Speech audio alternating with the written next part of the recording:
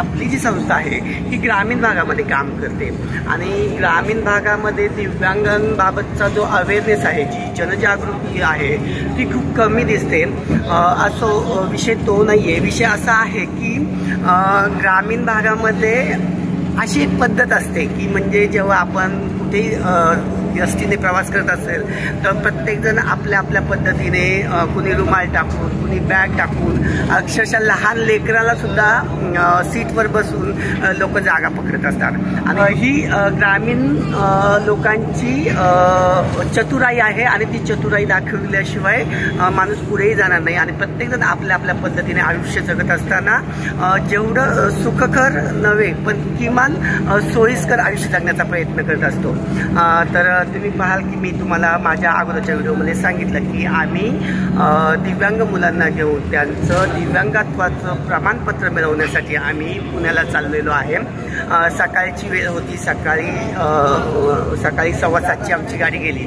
आम्ही त्यातही 7:15 गाडी पकडण्याच्या मागचा हेतू असा असतो की सकाळी गाड्यांना गर्दी थोडी कमी असते, परंतु आमचा एक विद्यार्थी लघुशंका करण्यासाठी बाहेर गेला आणि त्यामुळं आमच्या 7:15 गाड्या निघून गेल्या।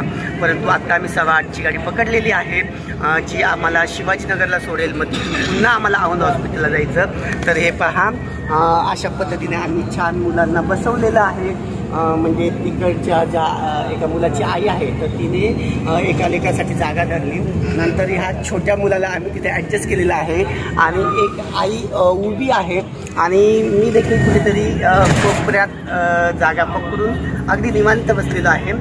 ह्यामध्ये मला हे दाखवायचं नाही आहे किंवा हे सांगायचं नाही आहे की आम्ही खूप अडचणींना सामोरं जाऊन काम करतोय, तर ह्यातला अजिबात असा हेतू नाही आहे। यातला हेतू असा आहे की जीवन जगत असताना प्रत्येकाला समस्या येत असतात आणि त्या समस्या जर एन्जॉय केल्या, त्यांचा जर तुम्ही आनंद घेतला तर आयुष्य नक्कीच सुरळीत आणि सुखकर होईल, सुखी होईल असा माझा समज आहे। कारण जीवनाकडे सकारात्मकतेने बघितलं तर जीवन खूप सुंदर होतं।